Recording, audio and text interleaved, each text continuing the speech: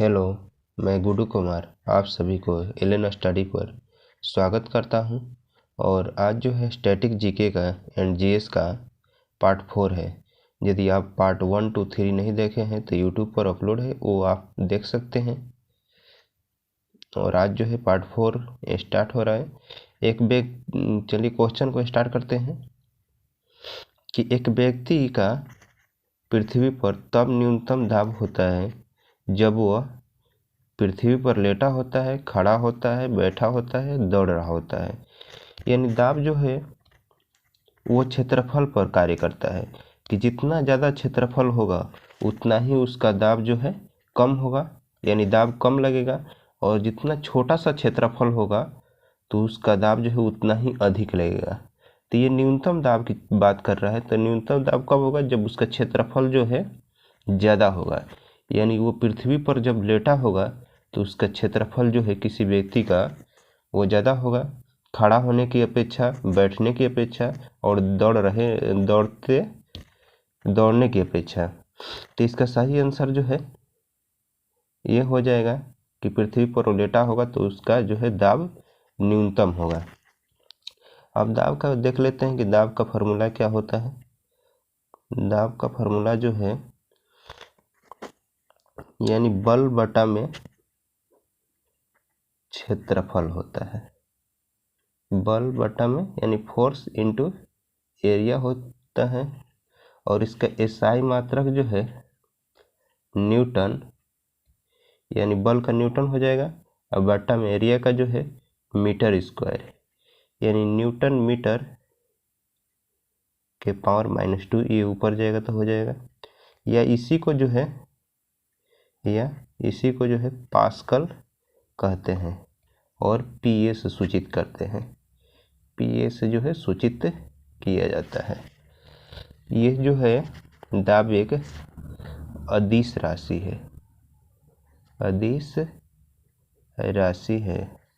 अब आगे चलते हैं। संसद के दोनों सदनों का संयुक्त सत्रवासन यानी सत्र बुलाने का कार्य, यानी इसका अधिकार जो है किसके पास है? सत्र बुलाने का अधिकार जो है किसके पास है? तो सत्र बुलाने का अधिकार जो है आर्टिकल 108 के तहत राष्ट्रपति को है कि राष्ट्रपति ही केवल सत्र को बुला सकता है। यानी लोकसभा और राज्यसभा की दोनों जो है कंबाइंड मीटिंग करा सकता है। ये ऑस्ट्रेलिया से लिया गया है। ऑस्ट्रेलिया के संविधान से जो है लिया गया है। ये बुलाते हैं राष्ट्रपति। बुलाने का कार्य कौन करते हैं? राष्ट्रपति। और इसका सत्रवासन का अध्यक्षता कौन करता है? यानी कंबाइंड मीटिंग जो होता है उसकी अध्यक्षता जो है लोकसभा के अध्यक्ष करते हैं। लोकसभा के अध्यक्ष करते हैं। कब नहीं बुलाया जा सकता है? तो पहला जो है धन विधेयक के समय, दूसरा संविधान संशोधन के समय,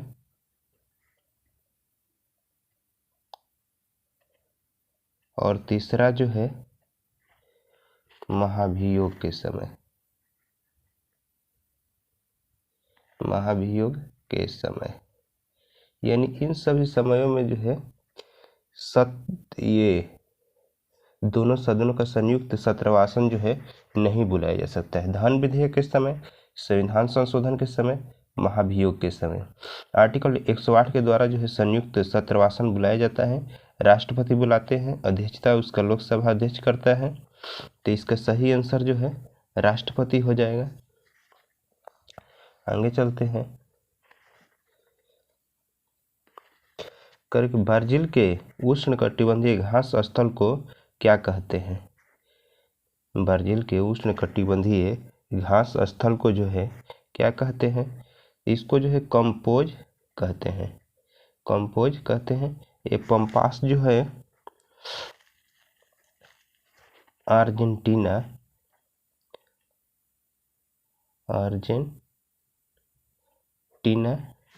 के घास के मैदान को कहते हैं।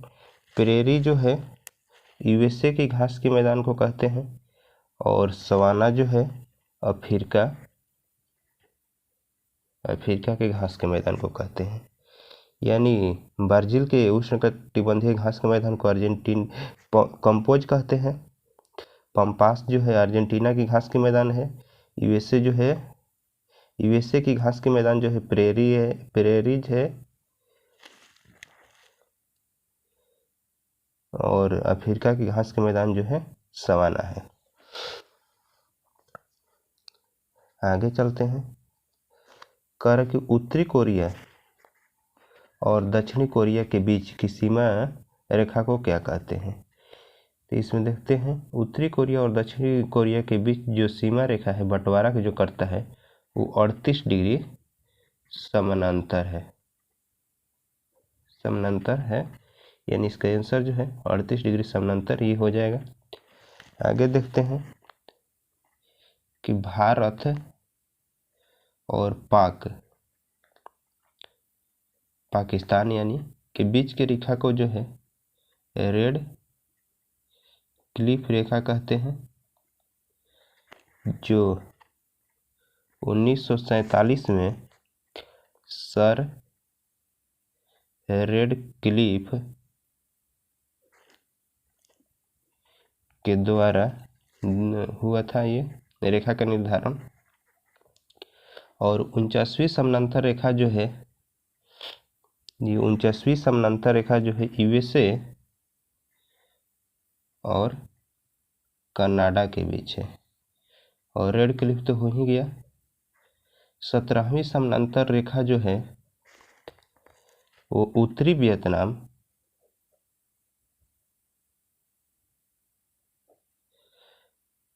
और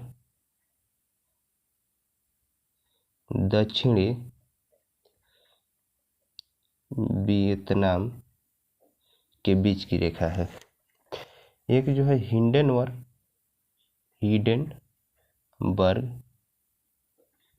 हिंडनबर्ग जो है जर्मनी एंड पोलैंड के बीच की रेखा को जो है हिंडनबर्ग कहते हैं। आगे चलते हैं।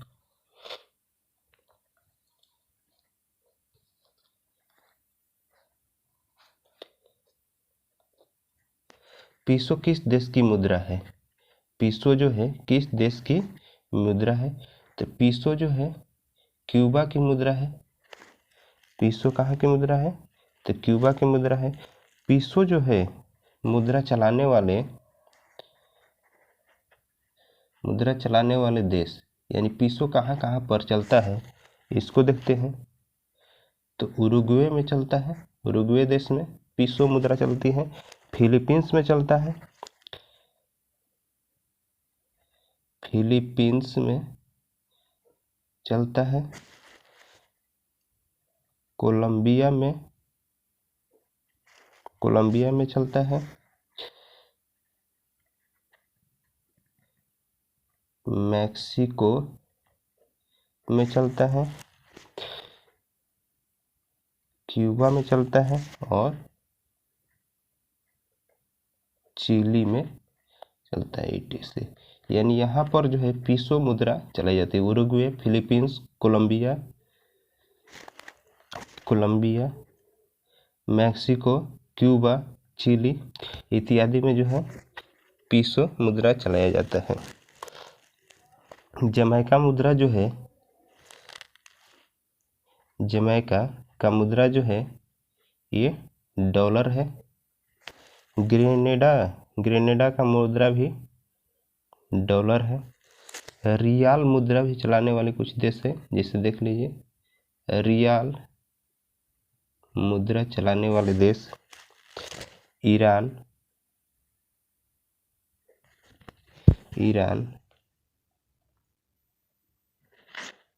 ओमान, ईरान, ओमान, सऊदी अरब,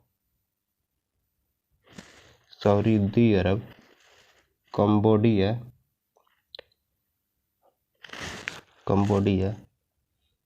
यमन और कतर।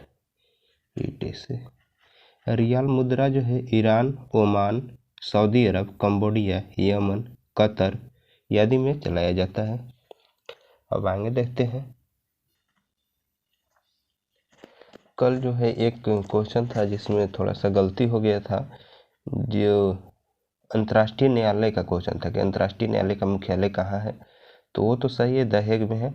और उसमें एक ऑप्शन था लंदन, तो उसका हम बतला दिए थे कि अंतर्राष्ट्रीय व्यापार संगठन यानी विश्व व्यापार संगठन का मुख्यालय है, जो कि वो गलत था। विश्व व्यापार संगठन का मुख्यालय जो है वो जेनेवा में है, विश्व व्यापार संगठन का मुख्यालय। और वो विश्व व्यापार संगठन की स्थापना जो है 1995 में हुआ था। और उसका मुख्यालय कहाँ पर है, तो जेनेवा में है, तो उसको सुधार लीजिएगा। और लंदन ऑप्शन था, तो लंदन जो है, लंदन राष्ट्रमंडल का है, कॉमनवेल्थ का इसका है, जो कि यूके में लंदन है। और कल हमको लिखवाना चाहिए था अंतर्राष्ट्रीय समुद्र संगठन, इसी का लिखवाने में जो है वो अंतर्राष्ट्रीय व्यापार संगठन लिखा गया था। यहाँ पर थोड़ा सा गलती हो गया था कल के वीडियो में। तो इसका भी मुख्यालय जो है लंदन में है, और इसकी स्थापना जो है 17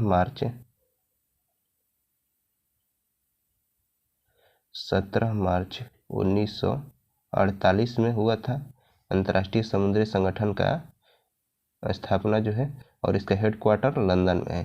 तो कल जो क्वेश्चन था लंदन वाला उसको सुधार लीजिएगा, और उसका आंसर जो हो जाएगा अंतर्राष्ट्रीय यानी अंतर्राष्ट्रीय नहीं, विश्व व्यापार संगठन, अंतर्राष्ट्रीय का ये WTO वर्ल्ड ट्रेड ऑर्गेनाइजेशन होता है, उसका जिनेवा हो जाएगा। और वो 1995 में उसकी स्थापना हुई थी। तो चलिए आगे की ओर चलते हैं आज के प्रश्नों पर। करें कि किस दिन को विश्व कंप्यूटर साक्षरता दिवस के रूप में मनाया जाता है, यानी किस दिन को जो है विश्व कंप्यूटर साक्षरता के रूप में मनाया जाता है। तो कंप्यूटर साक्षरता जो है, साक्षरता दिवस जो है 2 दिसंबर को मनाया जाता है। 1 दिसंबर आप लोग जानते हैं ये एड्स दिवस, 1 दिसंबर को जो है एड्स दिवस के रूप में मनाया जाता है। 10 दिसंबर को जो है अंतर्राष्ट्रीय मानवाधिकार दिवस। और 23 दिसंबर को जो है किसान दिवस के रूप में मनाया जाता है, जो कि चौधरी चरण सिंह की जयंती के रूप में मनाया जाता है। इन्हीं के जयंती पर जो है किसान दिवस मनाया जाता है। आगे चलते हैं। कह रहे कि राइबोसोम जो है किससे बने होते हैं। तो राइबोसोम जो है RNA और प्रोटीन के बने होते हैं, RNA और प्रोटीन के बने होते हैं। और RNA और प्रोटीन का, RNA प्लस प्रोटीन का संश्लेषण जो है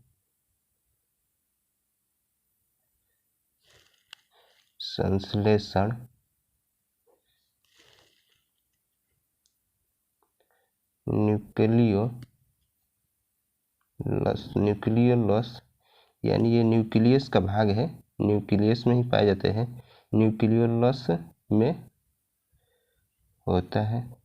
ये न्यूक्लियस का पार्ट है, ये जो है न्यूक्लियस का पार्ट है। आगे चलते हैं। करे कोशिका का पावर हाउस जो है, तो कोशिका का पावर हाउस जो है माइटोकॉन्ड्रिया कहते हैं। और क्लोरोप्लास्ट जो है प्लांट में केवल पाया जाता है।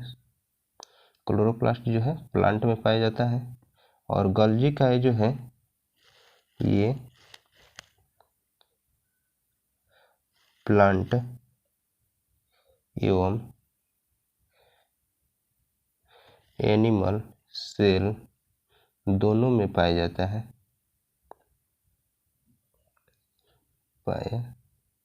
जाता है,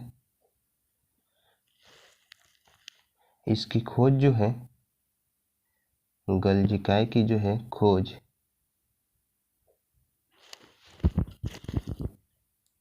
कॉमिलो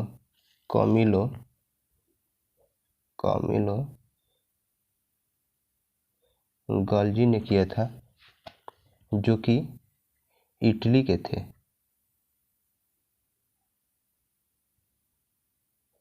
कहाँ के थे? तो इटली के थे। अब आगे देखते हैं। EMI का पूर्ण रूप क्या है? तो इक्वेटेड मंथली इंस्टॉलमेंट है। EMI का जो है इक्वेटेड मंथली इंस्टॉलमेंट है।